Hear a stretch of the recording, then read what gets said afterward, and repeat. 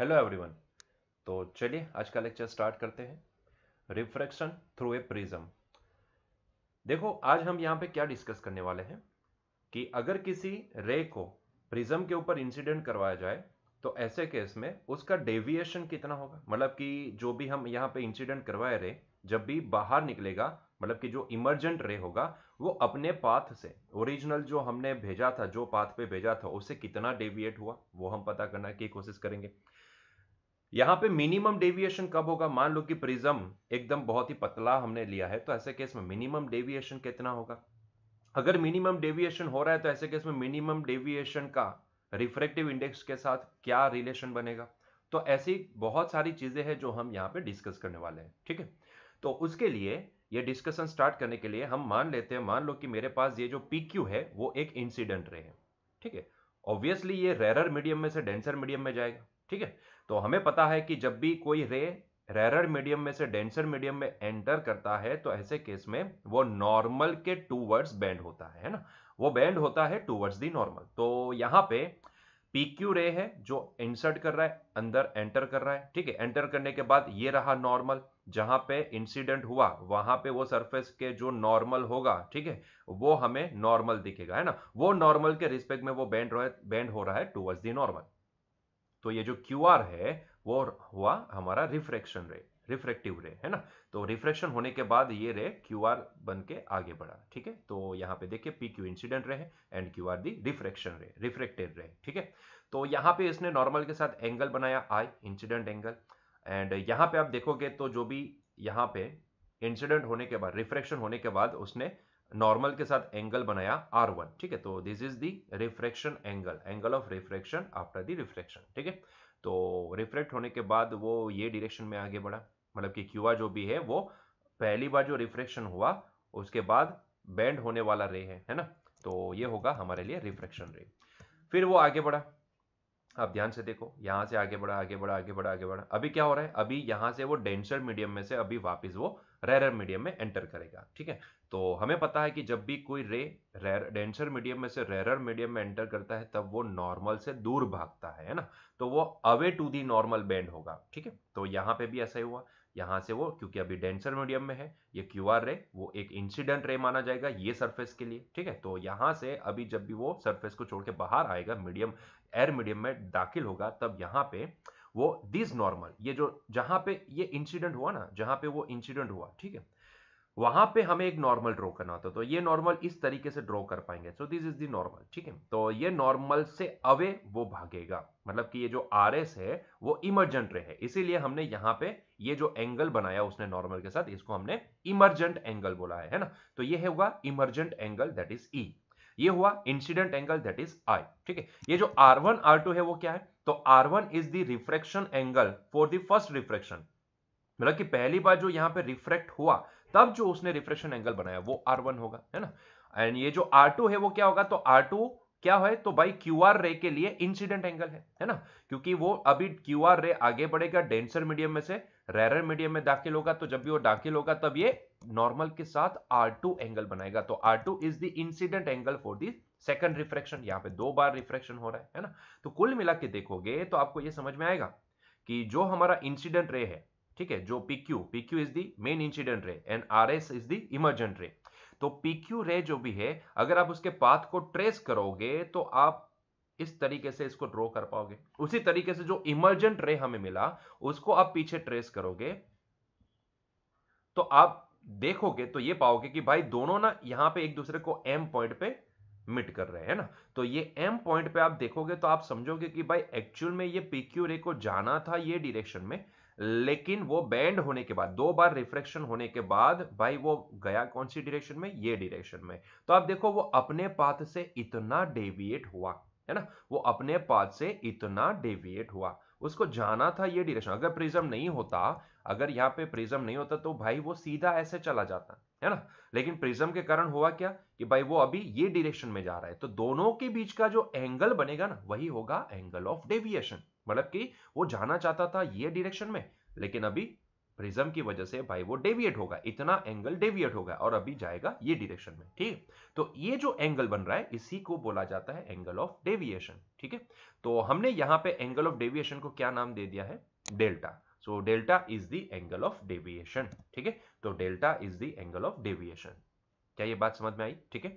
P Q is the incident ray, जाना चाहता था ये डायरेक्शन में, लेकिन प्रिज्म की वजह से दो बार रिफ्रैक्शन हुआ। एक बार रेयर से डेंसर में एंटर करता है प्रिज्म में, जब भी वो एंटर किया तब एक बार रिफ्रैक्शन हुआ, रिफ्रैक्शन होने के बाद वो बेंड हो गया टुवर्ड्स द नॉर्मल, ये वाले नॉर्मल पे के टुवर्ड्स बेंड हो गया, बेंड होके ये बना क्यूआर रे, और क्यूआर रे आगे बढ़ा आगे बढ़ा आगे बढ़ा आगे बढ़ा, और वापस अभी वो डेंसर से रेयर मीडियम में एंटर कर रहा है, इसीलिए अभी वो away to the normal bend हुआ। तो कुल मिला के देखो तो ये जो इमर्जन जब एंटर किया तब ये डायरेक्शन में एंटर किया था, और जब बाहर निकला तब ये डायरेक्शन में बाहर निकला।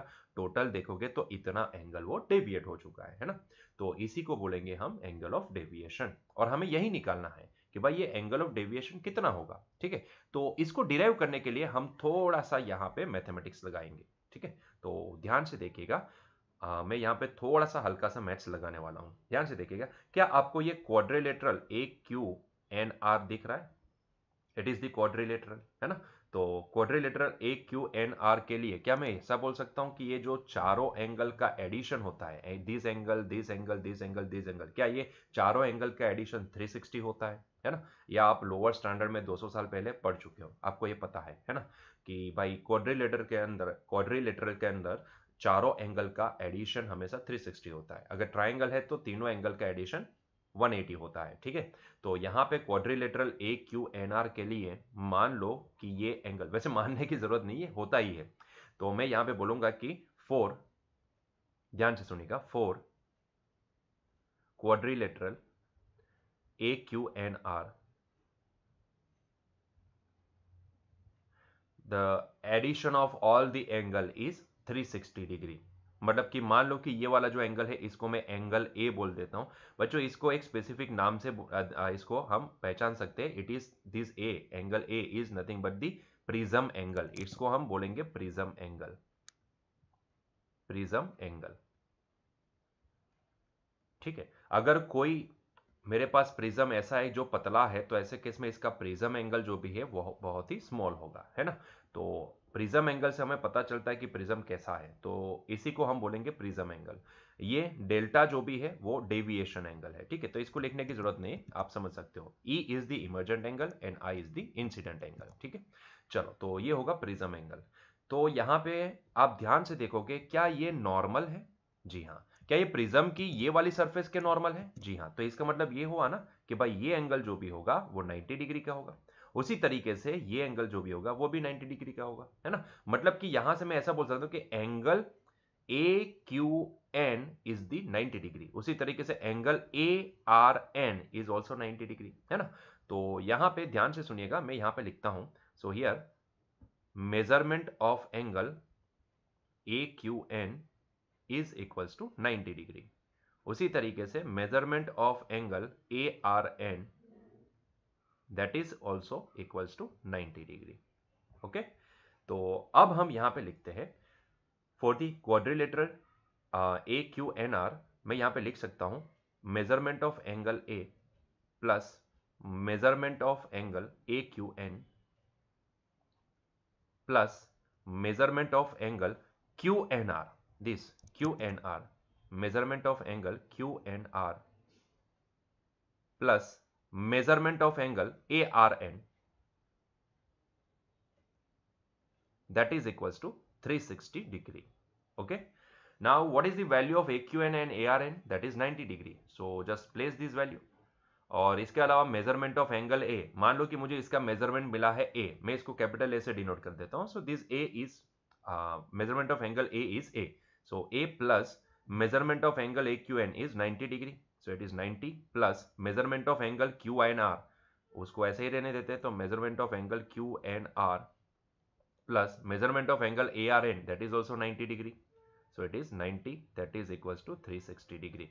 तो कुल मिलाकर देखोगे तो 90 plus 90 it is 180, 360 minus 180 ultimately it is 180 degree, ठीक है। तो A plus measurement of angle Q N R is nothing but equal to 180 degree, sorry it is vanished 180 degree. So this is the result number 1, इसको हम result number 1 बोलेंगे, ठीक है। उसी तरीके से ध्यान से देखिएगा, दूसरा एक ट्राइंगल मैं आपको दिखाता हूं, यहां पे ध्यान से देखिएगा, QNR। क्या आपको ये ट्राइंगल दिखा? क्या आपको ये ट्राइंगल दिखा? मुझे पता है कि ट्राइंगल में तीनों एंगल के एडिशन कितना होता है? 180 डिग्री होता है ना। तीनों एंगल का एडिशन 180 डिग्री होगा। तो क्या मैं यहां पे ये ट्राइंगल QNR के लिए, ध्यान से सुनिएगा, क्या मैं ऐसा लिख सकता हूं? फॉर द ट्राइंगल QNR हम यहां पे लिख सकते हैं, ध्यान से सुनिएगा, ये पहला एंगल, ये दूसरा एंगल और ये तीसरा एंगल, ठीक है। तो पहला एंगल है R1 प्लस दूसरा एंगल है R2 प्लस तीसरा एंगल है एंगल QNR, ठीक है। तो measurement of QNR that is equals to तीनों एंगल का एडिशन 180 डिग्री के बराबर होता है, ठीक है। सो क्या मैं ऐसा लिख सकता हूं, R1 plus R2 plus measurement of angle QNR is equals to 180 degree for QNR triangle, ठीक है। अगर हम इन दोनों रिजल्ट को कंपेयर करते हैं तो आपको क्या समझ में आता है? ये दोनों रिजल्ट को बाय कंपेयरिंग 1 एंड 2 मुझे इतना समझ में आता है कि भाई ये ए की वैल्यू किसके बराबर होनी चाहिए? R1 प्लस R2 के बराबर होनी चाहिए, है ना। By comparing result number 1 and 2, by comparing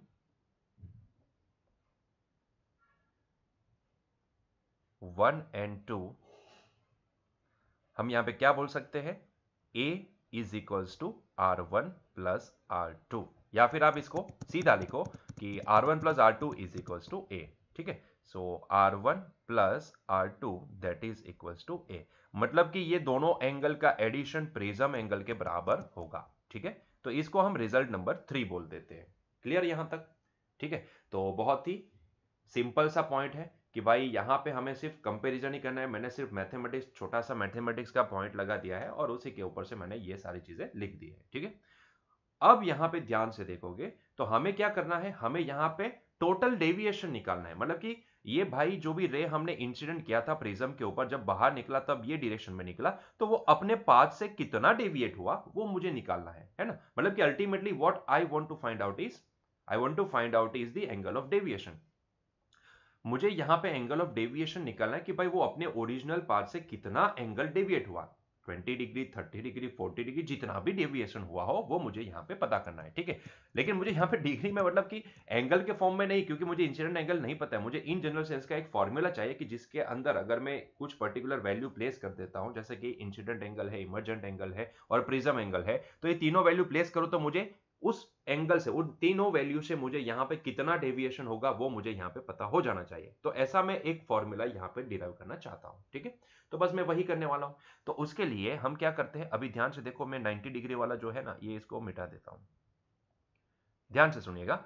तो मैं इसके लिए ना, मैं थोड़ा सा एक हल्का सा दूसरा एक एजम्पशन लेता हूं। मान लो कि ये वाला जो एंगल है ना, ये दिख रहा है छोटा सा, इसको मैं डेल्टा 1 बोल देता हूं। और ये वाला जो छोटा सा एंगल दिख रहा है, इसको मैं डेल्टा 2 बोल देता हूं। आप इसको डेल बोलो, डेल्टा बोलना, जो भी बोलना बोल सकते हो, ठीक है। प्रोनाउंसिएशन मुझसे अच्छा आप कर सकते हो, ठीक है। चलो, तो ये डेल्टा 1 है, डेल्टा 2 है और मुझे डेल्टा पता करना है। ध्यान से देखिएगा, ये डेल्टा 1 में क्या लिख सकता हूं, क्या ये पूरा एंगल आई होगा? क्या ये पूरा एंगल, अगर ये आई है तो उसके सामने वाला ये एंगल भी तो आई होगा ना, ये पूरा एंगल आई होगा। क्या यहां पे एंगल ऑफ इमर्जेंट ये ई है, तो क्या मैं बोल सकता हूं कि ये पूरा एंगल ये भी क्या होगा, ई ही होगा, है ना। तो क्या मैं यहां से, ध्यान से सुनिएगा, मैं यहीं पे लिखता हूं, मैं यहां पे क्या ऐसा लिख सकता हूं कि here delta 1 is nothing but equal to I minus R1। खुद ही सोचो, सोचो जरा, सोचो, ध्यान से सोचो। अगर ये आई है तो ये भी पूरा एंगल आई है।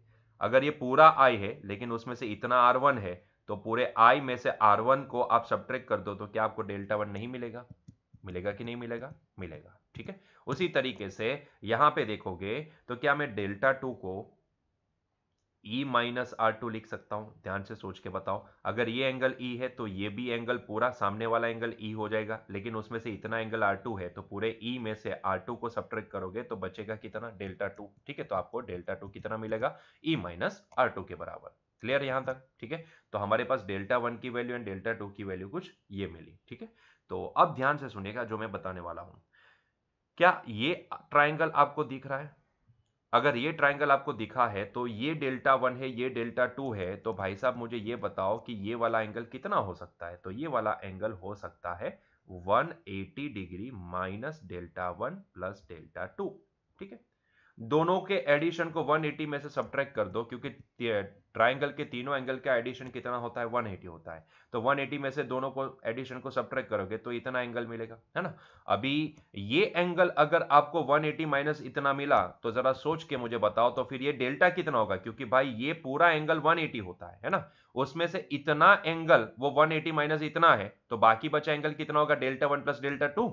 जरा सोचो, गणित लगाओ तो आपको समझ में आ जाएगा। ठीक है, तो बस मैं यही करने वाला हूं। तो यहां पे डेल्टा की वैल्यू में क्या लिख सकता हूं, delta is nothing but delta 1 plus delta 2। या फिर बचपन में आप ये पढ़े होंगे कि जो एक्सटीरियर एंगल होता है किसी भी ट्राइंगल के लिए, कोई एक्सटीरियर एंगल जो भी है वो ये दो एंगल के एडिशन के बराबर होता है। अभी उसमें कुछ ऐसा मतलब कि रूल नहीं है भाई, आप सीधा समझ सकते हो कि ये एंगल, अगर ये डेल्टा 1 ये डेल्टा 2, तो ये कितना होगा, ये एंगल होगा 180 माइनस दिस। तो ये कितना होगा, तो भाई टोटल एडिशन 180 होता है ना इनमें।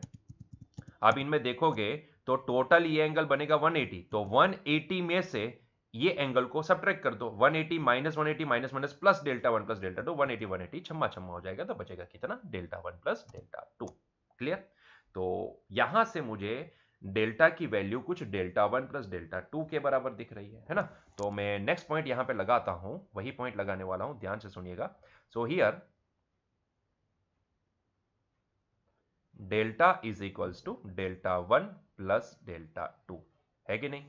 चलो डेल्टा 1 की वैल्यू में कितनी लिख सकता हूं, सो आप देखो यहां से डेल्टा 1 की वैल्यू हम i माइनस आर वन लिख सकते हैं, डेल्टा 2 की value e minus R two लिख सकते हैं। सो यहां पे मैं डेल्टा 1 की value i minus R one place करूंगा, उसी तरीके से डेल्टा 2 की वैल्यू में i minus R two place करूंगा, sorry e minus R two place करूंगा। ठीक है, तो ये हो जाएगा e माइनस आर टू, मैंने दोनों की वैल्यू प्लेस कर दी। आप जरा ध्यान से देखो, यहां पे मैं क्या लिख सकता हूं, i plus E minus minus common लेंगे तो ये r1 प्लस r2 हो जाएगा। ठीक है, लेकिन लेकिन लेकिन रिजल्ट नंबर 3 से हमें क्या समझ में आता है, r1 प्लस r2 की वैल्यू तो भैया a के बराबर होनी चाहिए, है ना। तो इसका मतलब ये हुआ कि ये i प्लस ई माइनस ए। ठीक है, तो डेल्टा की वैल्यू फाइनली हमें कितनी मिली, तो देखो डेविएशन हमें यहां पे मिला i plus E minus A के बराबर। और यही तो मैं चाहता था, यही तो मैं चाहता था कि भाई मेरे पास अगर इंसिडेंट एंगल हो, इमर्जेंट एंगल हो और प्रिज्म एंगल हो, अगर मैं तीन वैल्यू यहां पे मुझे पता है, तो मैं वहां से डेविएशन कितना होगा वो मैं यहां पे पता कर सकता हूं। ठीक है, और मैंने पता कर लिया। ठीक है, तो यही तो कहानी बनती है, यस और नो। तो ये फॉर्मूला आपको याद रखना है, ये फॉर्मूला बहुत ही इंपॉर्टेंट है। अगर if you know the incident angle, if you know the emergent angle, if you know the prism angle, then definitely you can find the deviation, कि भाई हमारा जो रे है जो हमने इंसिडेंट करवाया है इतने एंगल पे, वो कितना डेविएट होगा, कितना एंगल डेविएट होगा, वो हम यहाँ पे पता कर सकते हैं। ठीक है, क्लियर हुआ ये पॉइंट यहां तक। ठीक है, चलिए नेक्स्ट पॉइंट की ओर आगे बढ़ते हैं इसी के अंदर। तो अब मैं क्या यहां पे समझना चाहता हूं, मैं ये समझना चाहता हूं कि क्या ऐसा कोई भी वैल्यू पॉसिबल है, ऐसी कोई डेविएशन की वैल्यू पॉसिबल है जो मेरे लिए सबसे मिनिमम हो, मतलब कि ऐसा एंगल कि जिस पे हमें मिनिमम डेविएशन मिलता हो, मतलब कि ऐसा इंसिडेंट एंगल हमें पता करना हो कि जिस पे हमें मिनिमम डेविएशन हो जाए, मतलब मिनिमम डेविएशन मिले, है ना। तो वो पता करने के लिए हम क्या करेंगे, तो हम ये वाला ग्राफ यहां पे देखेंगे। देखो आपके एनसीईआरटी के अंदर ये सीधा ग्राफ प्लॉट के दिया गया है। अगर मुझे कोई पूछता है कि भाई मिनिमम डेविएशन कितना होगा या फिर कब होगा, कब मिनिमम डेविएशन होगा, ठीक है, पहले तो ये सवाल आना चाहिए कि कब मिनिमम डेविएशन होगा। मतलब क्या आप देख रहे हो कि भाई जो हम रे इंसिडेंट कर रहे हैं वो रे सीधा जाना चाहिए, लेकिन सीधे जाने की जगह पे भाई वो दो बार रिफ्रेक्शन के बाद यहाँ पे ऐसे इतने एंगल पे मुड़ जाता है, मतलब कि इतना सा डेविएशन आपको नजर आता है। ये 90 डिग्री नहीं है, बट इतना डेविएशन आपको नजर आएगा, है ना। तो इतना डेविएशन आपको नजर आ रहा है। क्या ये डेविएशन मिनिमम हो सकता है? जी हाँ, हो सकता है। ये डिपेंड करता है incident angle and emergent angle के ऊपर। आप ध्यान से देखो, डेविएशन की जो वैल्यू है वो किसके ऊपर डिपेंड करती है, तीन चीजों पे डिपेंड करती है, एक इंसिडेंट एंगल, दूसरा इमर्जेंट एंगल एंड तीसरा यहाँ पे प्रिज्म एंगल। ठीक है, तो यहाँ पे डेविएशन की मिनिमम वैल्यू कितनी होगी, तो पहले सवाल ये आना चाहिए कि डेविएशन की मिनिमम वैल्यू कब होगी। तो ये समझने के लिए हमें ये ग्राफ के पास जाना पड़ेगा। आपकी एनसीईआरटी में डायरेक्टली ये ग्राफ ड्रॉ करके दिया गया है। ये ग्राफ है angle of deviation versus angle of incident. ठीक है, अगर आप यहां पे रे को इंसिडेंट करवाते जाओ और उसके इंसिडेंट एंगल को चेंज करते जाओ, चेंज करते जाओ, चेंज करते जाओ, जैसे कि मान लो कि भाई ये रहा हमारा इंसिडेंट एंगल, ठीक है, इंसिडेंट रे, और मैं उसका एंगल धीरे धीरे धीरे धीरे धीरे धीरे धीरे नॉर्मल के हिसाब से चेंज कर रहा हूं, चेंज कर रहा हूं, चेंज कर रहा हूं, चेंज कर रहा हूं, चेंज कर रहा हूं, चेंज कर रहा हूं, चेंज कर रहा हूं, इस तरीके से मैं चेंज कर रहा हूं, ठीक है। और चेंज करने के साथ साथ मैं क्या देख रहा हूं, मैं वहां पे डेविएशन भी देख रहा हूं, है ना। मैं दो दो वैल्यू यहां पे मेजर कर रहा हूं, मैं दो वैल्यू को यहां पे कंसीडर कर रहा हूं, दो वैल्यू को मैं यहां पे नोट डाउन कर रहा हूं, ठीक है। तो मैं यहां से इंसिडेंट एंगल मान लो अभी जितना रखा है उस हिसाब से डेविएशन एंगल मैंने निकाल लिया, ठीक है, और उसकी वैल्यू प्लेस कर दी। उसके बाद मैंने एंगल चेंज किया, नया डेविएशन एंगल मिला। उसके बाद मैंने चेंज किया, नया डेविएशन, मैंने यहाँ पे अगेन एंगल को चेंज किया, नया डेविएशन एंगल मिला, अगेन चेंज किया, नया डेविएशन एंगल मिला, अगेन चेंज किया, नया डेविएशन एंगल मिला, अगेन चेंज किया, नया डेविएशन एंगल मिला। तो इस तरीके से मैं क्या कर रहा हूं, मैं यहाँ पे इंसिडेंट एंगल को चेंज करता जा रहा हूं और उसके हिसाब से एंगल ऑफ डेविएशन उसके रिस्पेक्ट में कितना मिल रहा है वो मैं यहाँ पे नोट डाउन करता जा रहा हूं। नोट डाउन करने के बाद जब मैंने इसको प्लॉट किया तो भाई मुझे वो प्लॉट ऐसा मिला, ये प्लॉट मुझे ऐसा मिला। तो ये प्लॉट ने मुझे क्या समझाया, ये प्लॉट ने मुझे ये समझाया कि भाई आपको एक वैल्यू ऐसी मिलेगी, आपको एक वैल्यू ऐसी मिले। आप देखो ध्यान से देखो, कम एंगल के लिए भी आप देखोगे तो डेविएशन ज्यादा दिख रहा है।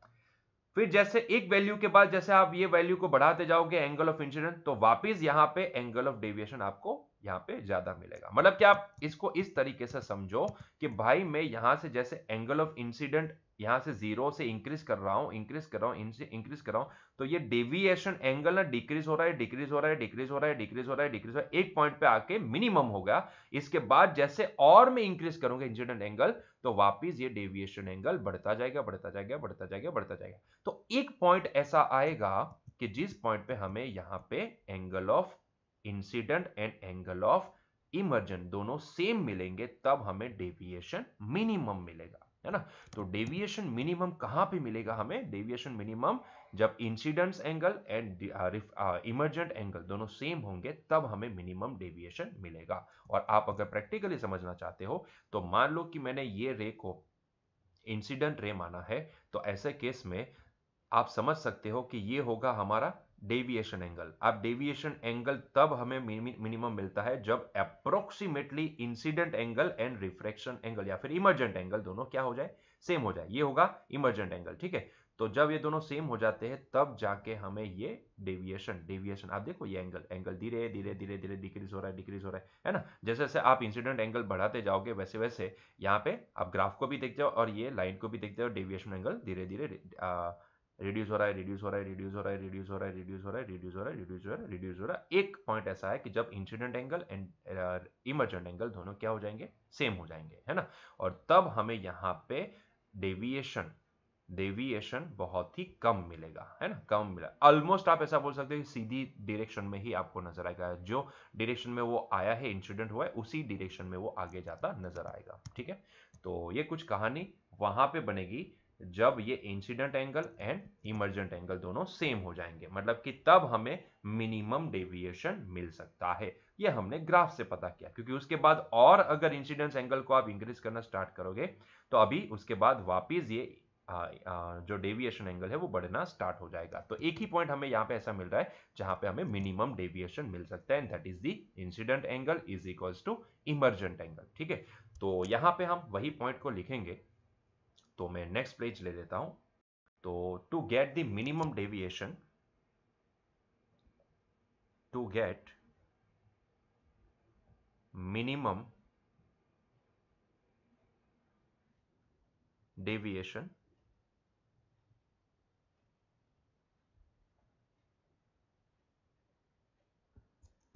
Deviation angle, let I is equals to E। अभी ये लेने की जरूरत नहीं है, ग्राफ से हमें समझ में आ चुका है। अगर आप प्रैक्टिकली भी अगर आप देखोगे तो आपको ऐसा ही ग्राफ मिलेगा, है ना। तो हम यहाँ पे एक्सेप्ट कर लेंगे कि हाँ भाई एनसीईआरटी वालों ने एक्सपेरिमेंट करके ये सारा प्रूफ दे दिया है और हमें सिर्फ इसको एक्सेप्ट करना है ना। तो आप ऐसे अलग अलग इंसिडेंट एंगल पे अलग अलग अगर डेविएशन एंगल निकालते जाओगे तो आपको ऐसा ही ग्राफ मिलेगा। तो वहां पे मिनिमम डेविएशन हमें यहाँ पे सिर्फ एक ही एंगल पे मिलेगा, जब इंसिडेंट एंगल एक ही वैल्यू पे मिलेगा, जब incident angle and emergent angle दोनों सेम होंगे, है ना। तो हम सीधा यही पॉइंट यहां पे कंसिडर करेंगे।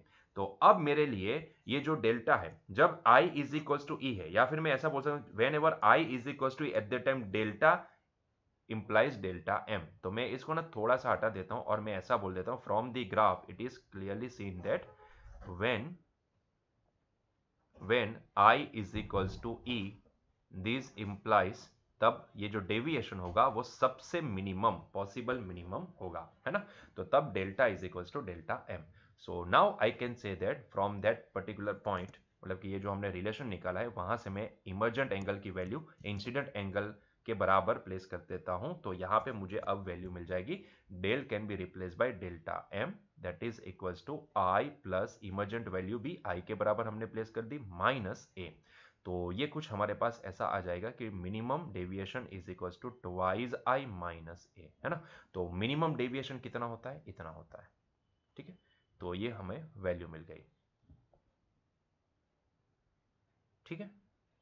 तो यहां से एक काम करता हूं, जब मिनिमम डेविएशन होगा तब यहां पे मैं इंसिडेंट एंगल कितना होगा, अगर मुझे कोई पूछता है इंसिडेंट एंगल कितना होगा, तो मैं क्या लिख सकता हूं यहां पे, तो मैं लिख सकता हूं, तो incident angle is equals to, आप ध्यान से देखोगे तो ये del M plus A divide by 2 होगा, है ना। तो तब इंसिडेंट एंगल कितना होगा, इंसिडेंट एंगल होगा इतना, ठीक है। सो इंसिडेंट एंगल की वैल्यू हम इतनी लिख सकते हैं। तो इसको मैं ना रिजल्ट नंबर 4 बोल देता हूं, क्योंकि ये आगे जाके हम यूज करने वाले हैं, ठीक है। तो जब मिनिमम डेविएशन हमें मिलेगा at that time incident angle will be delta M plus A divide by 2। Clear यहां तक, ठीक है। चलो अभी नेक्स्ट पॉइंट की ओर आगे बढ़ते हैं। तो एक पॉइंट और आपको ध्यान में रखना है कि जब भी ये incident angle and refraction sorry emergent angle दोनों सेम होंगे, मतलब कि डेविएशन मिनिमम होगा, तब ये R1 एंड R2 भी क्या होंगे, सेम होंगे, है ना। तब ये R1 एंड R2 भी सेम होंगे। आप खुद ही सोचो कि अगर मैं यहां पे ऐसा बोलता हूं कि भाई incident angle and emergent angle अगर दोनों सेम है विथ रिस्पेक्ट टू नॉर्मल, ठीक है, तो ऐसे केस में ये R1 एंड R2 की वैल्यू क्या होगी, अप्रोक्सीमेटली सेम होगी, ठीक है। तो मैं यहां पे R1 एंड R2 की वैल्यू मैं सेम ले लूंगा। तो मैं यहां पे एक और पॉइंट लिखता हूं कि when I is equals to E, at that time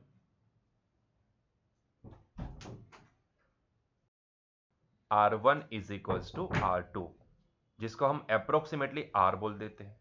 approximately मान लो कि ये R है, और ऐसा नहीं है, आप इसका प्रूफ भी दे सकते हो। आपको करना कुछ भी नहीं है, ये पॉइंट पे स्नेल्स लॉ लगाना है और ये पॉइंट पे भी स्नेल्स लॉ लगाना है। आप दोनों को कंपेयर करोगे तो दो टर्म कंपेयर करने से आपको ये पॉइंट मिल जाएगा, ठीक है। डोंट वरी अबाउट इट, लेकिन हम इसको सीधा लिख देते हैं, ये अंडरस्टैंडिंग वाली बात है, ठीक है। तो यहाँ पे R1 is equal to R2 is equal to R होगा, और अगर R1 is equal to R2 is equal to R है तो from the result number 3 R1 plus R2 is equal to A है। तो यहाँ पे अगर मैं ये वैल्यू प्लेस कर देता हूं, तो from the result number 3, from result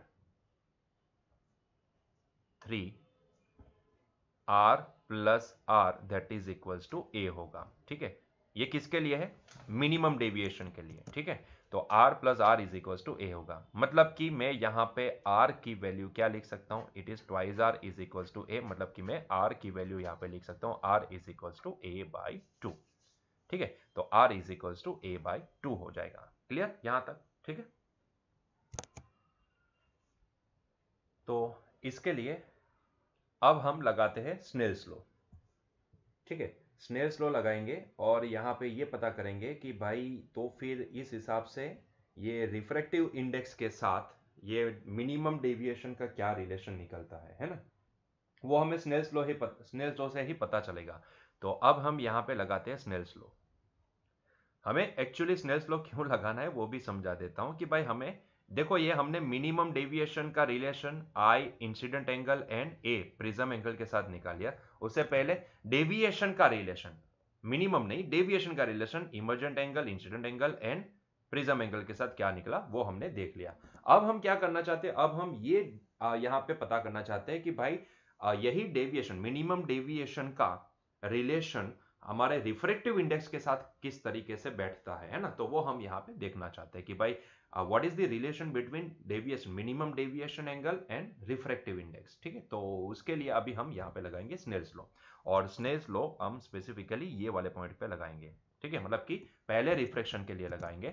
और मान लेते हैं कि यहाँ पे ये वाला जो रेयर मीडियम है वो ऑब्वियसली एयर मीडियम है, तो इसका रिफ्रैक्टिव इंडेक्स हम 1 मान लेंगे, और ये जो प्रिज्म जिससे बना है उस मीडियम का, वो डेंसर मीडियम है, उसका रिफ्रैक्टिव इंडेक्स लेट से n है। ठीक है, तो ये एजम्पशन लेके चलते हैं कि भाई ये जो प्रिज्म वाला जो मीडियम है उसका रिफ्रैक्टिव इंडेक्स n है। ठीक है, तो ये n है। चलिए तो लगाते हैं Snell's law at point q। ठीक, तो from the Snell's law, from Snell's law क्या होगा, n1 sine i that is equals to n2 sine r2, sorry r1। यहां पे ये वाले केस में ये रिफ्रैक्शन एंगल होगा r1, है ना। लेकिन ये हमने देखा कि मिनिमम डेविएशन के लिए ये r1 की वैल्यू क्या होती है, r के बराबर हमने एजम्पशन लिया है, क्योंकि r1 r2 दोनों सेम होंगे। ठीक है, तो इसके लिए मैं सीधा इसको क्या लिख देता हूं, r लिख देता हूं। ठीक है, तो ये साइन r।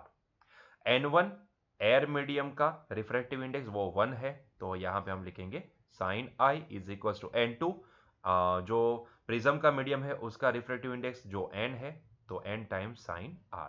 अभी ध्यान दे यहां पे, तो n की वैल्यू यहां पे क्या बन जाएगी, n की वैल्यू यहां पे बन जाएगी sine i divide by sine r। ठीक है, चलो now what is the value of I, incident angle हमने यहां से मिनिमम डेविएशन के लिए, ये सारी कहानी ना मिनिमम डेविएशन के लिए हो रही है, ध्यान से सुनिएगा। तो यहां पे इंसिडेंट एंगल हम क्या लिख पाएंगे, delta M plus A by two, और ये आर क्या लिख पाएंगे, ए बाई टू। तो दोनों वैल्यू को प्लेस कर दिया जाए, तो यहाँ पे एन इज इक्वल टू मैं लिख पाऊंगा इट इज साइन, यहाँ पे आई की जगह पे हम यहाँ पे लिखेंगे delta M plus A divide by two. ठीक है, डिवाइड बाई ये हो जाएगा साइन ए बाई टू। ठीक, सो ये कुछ कहानी बनी हमारी रिफ्रैक्टिव इंडेक्स के साथ। तो ये हुआ हमारे पास एक नया relation, that is n is equals to for minimum deviation, ध्यान से फॉर मिनिमम डेविएशन, तो हमारे पास ये रिलेशन बन के आएगा। ठीक है, अभी इसमें एक और चीज यहां पे डिस्कस करेंगे। मान लो कि मेरे पास एक पतला सा प्रिज्म है, एकदम पतला सा प्रिज्म है ना, पतला तो कैसे बोले, बोला ऐसा ऐसा एक प्रिज्म है, ऐसा जिसका प्रिज्म एंगल बहुत ही छोटा है, मतलब कि ए is less than.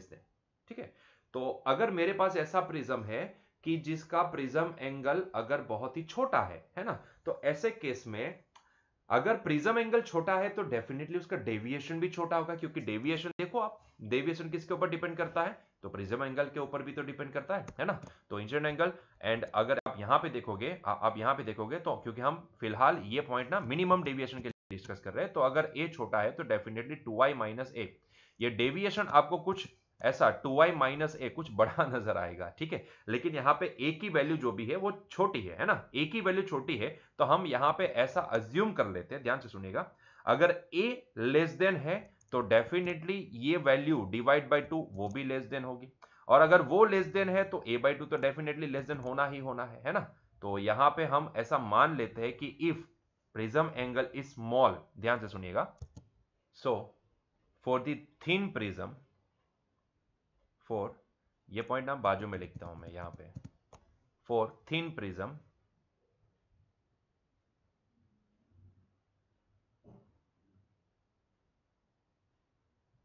for thin prism, if a and delta m is kept small, if a and delta m is kept small, मतलब कि इस तरीके से एडजस्टमेंट किया जाए, क्योंकि अगर आप ऐसा देखोगे तो आप यहां पे समझ पाओगे कि भाई अगर ए की वैल्यू कम है तो आपको दिखेगा कि भाई ये ट्वाइस आई जो भी है, ट्वाइस आई माइनस ए, ये वैल्यू तो ज्यादा हो जाएगी ना, तो इससे ज्यादा तो डेल्टा एम इंक्रीज हो, नहीं, हमें इसको स्मॉल रखना है, तो मतलब कि डेल्टा एम की वैल्यू को आप कंट्रोल कर सकते हो आई से भी एंड ए से भी। ठीक है, तो आप इस तरीके से मतलब एडजस्टमेंट करो कि जिसमें A and delta M is kept small. ठीक है, तो ऐसे केस में हम ये बोल सकते हैं, तो डेफिनेटली यहां पे ये जो delta M plus A by two है, delta M plus A by two है, वो स्मॉल होगा, और स्मॉल एंगल के लिए हम ये बोल सकते हैं कि यहां पे दिस इंप्लाइज, अगर स्मॉल अगर कंसिडर करते हैं तो हमें पता है कि साइन थीटा, थीटा स्मॉल है तो sine theta is approximately theta के बराबर होता है, तो मैं यहां पे लिखूंगा sine delta M plus A by two which is approximately equal to सीधा angle delta M plus A by two. ठीक है, उसी तरीके से एंड दूसरा पॉइंट ये बन सकता है कि sign a/2 is approximately a/2 के बराबर होगा। ठीक है, तो ये दोनों अप्रोक्सीमेटली एंगल के बराबर होंगे अगर हम मानते हैं कि a and delta m both are kept very small. तो ऐसे केस में हम साइन की वैल्यू, साइन एंगल की वैल्यू सीधे एंगल के बराबर लिख सकते हैं। यहां पे भी साइन एंगल की वैल्यू एंगल के बराबर लिख सकते हैं। ये किसके लिए पॉसिबल है? फॉर थिन प्रिज्म, बहुत ही छोटा पतला प्रिज्म है, थिन प्रिज्म, पतला प्रिज्म है। मैंने अभी ही समझा ना आपको कि थिन प्रिज्म जो भी है उसके लिए आप देखोगे तो ये एंगल जो भी होगा, ये एंगल आप देखो, एक होता है ऐसा प्रिज्म और एक मैं आपके सामने ड्रॉ कर दूं ऐसा प्रिज्म, तो आप देखोगे तो यहाँ पे ये जो प्रिज्म एंगल है दोनों में आप देख सकते हो कि ये जो एंगल है वो बहुत ही छोटा है कंपेयर टू दिस, तो इसको हम थिन प्रिज्म बोलेंगे। ठीक है, तो इस तरीके का अगर थिन प्रिज्म होता है तो उसके लिए अगर हम यहाँ पे delta M and A is kept very small, तो एट दैट टाइम हम यहाँ पे यही पॉइंट, जो ये वाला पॉइंट है, वो कुछ इस तरीके से लिख सकते हैं। तो n is equals to, now this sin delta m plus a/2 is replaced by only delta m plus a/2 divide by a/2। ठीक है, 2 ने 2 को मार दिया तो हमारे पास क्या बचा? अब ध्यान से देखोगे तो आपको समझ में आ जाएगा। 2 ने 2 को मार दिया तो भाई हमारे पास बचता है n is equals to delta m plus a divide by a। मतलब कि मैं यहां पे n times a that is equals to delta m plus a ऐसा लिख सकता हूं। a को यहां पे लेफ्ट हैंड साइड पे लेके आओ तो ये हो जाएगा n times a minus a that is equals to delta m। मतलब कि मैं यहां पे डेल्टा m की वैल्यू कुछ n माइनस 1 टाइम्स a लिख सकता हूं। तो for the thin prism minimum deviation हम क्या लिख सकते हैं?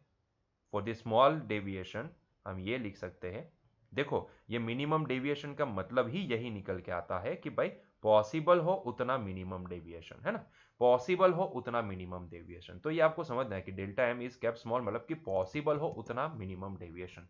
तो तब रिलेशन कुछ इस तरीके से हम दिखा सकते हैं, तब ये रिलेशन कुछ ऐसा बनेगा। ठीक है, तो ये थी पूरी कहानी प्रिज्म की। तो हमें इतनी चीजें यहां पे ध्यान में रखनी है for the prism. Starting from the beginning, prism के लिए डेविएशन कितना होता है? तो deviation i plus E minus A के बराबर होता है। तो आपको ये ध्यान में रखना है ना, डेविएशन कितना होता है, इसका पूरा डेरिवेशन हमने देखा। वैसे ये कोई डेरिवेशन नहीं है, सिर्फ हमने ऑब्जर्वेशन से ही सारी वैल्यू लिखी है। ठीक है, तो इतना होता है।